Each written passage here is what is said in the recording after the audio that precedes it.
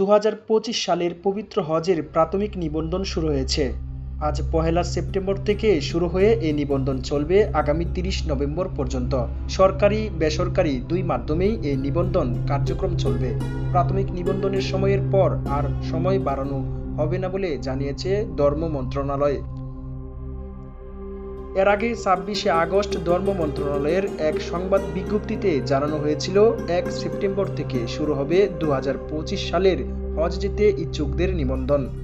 ই-সিস্টেম hoj.gov.bd mobile app থেকে সরকারি মাধ্যমে সহজে গমনেচ্ছুক ব্যক্তিরা সকল ইউনিয়ন ডিজিটাল সেন্টার, ইসলামিক ফাউন্ডেশনের বিভাগীয় ও জেলা কার্যালয়, বাইতুল মোকাররম মসজিদ এবং ঢাকার আশকোনার হজ অফিস হতে প্রাক নিবন্ধন ও প্রাথমিক নিবন্ধন করতে পারবেন। বেসরকারি মাধ্যমে হজ যাত্রীদেরকে অনুমোদিত এজেন্সি কর্তৃক প্রাথমিক নিবন্ধন করতে হবে। প্রাথমিক নিবন্ধনের সময় প্রাক নিবন্ধন সনদ ও পাসপোর্ট প্রয়োজন হবে। জানা গেছে, এবছরও 1,27,198 জন পবিত্র হজ পালন করতে পারবেন। সৌদি সরকার আরও আগেই বাংলাদেশের জন্য এই কোটা ঘোষণা করেছে। এই কোটা পূর্ণ হলে স্বয়ংক্রিয়ভাবে প্রাথমিক নিবন্ধন কার্যক্রম বন্ধ হয়ে যাবে। সরকারি ও বেসরকারি উভয় মাধ্যমে প্রাক নিবন্ধন ফি 30,000 টাকা। ধর্ম মন্ত্রণালয়ের বিজ্ঞপ্তিতে জানানো হয়, পূর্বের কিংবা নতুন প্রাক নিবন্ধিত যে কোনো ব্যক্তি 3 লাখ টাকা জমা দিয়ে প্রাথমিক নিবন্ধন করতে পারবেন।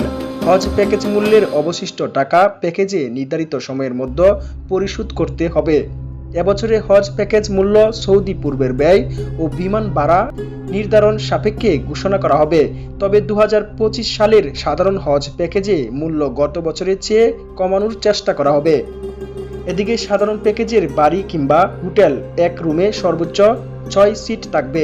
তবে প্যাকেজে আপগ্রেডেশন সুবিধা থাকবে। হজ এজেন্সিগুলো বিশেষ প্যাকেজের সুবিধা দিয়ে হজ যাত্রী প্রেরণ করতে পারবে। হজ কার্যক্রম পরিচালনায় প্রাথমিকভাবে যোগ্য এজেন্সির তালিকা hoj.gov.bd এতে পাওয়া যাবে।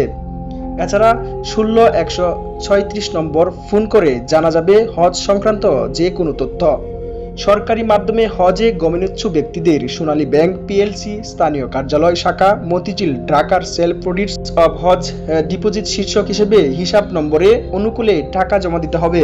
সোনালী ব্যাংকের যে কোনো শাখায় ভাউচারের মাধ্যমে প্রাথমিক নিবন্ধনের টাকা জমা দেওয়া যাবে। বেসরকারি মাধ্যমে হজ যাত্রীদেরকে এজেন্সির নির্ধারিত ব্যাংক হিসাবে প্রাথমিক নিবন্ধনের টাকা জমা দিতে হবে।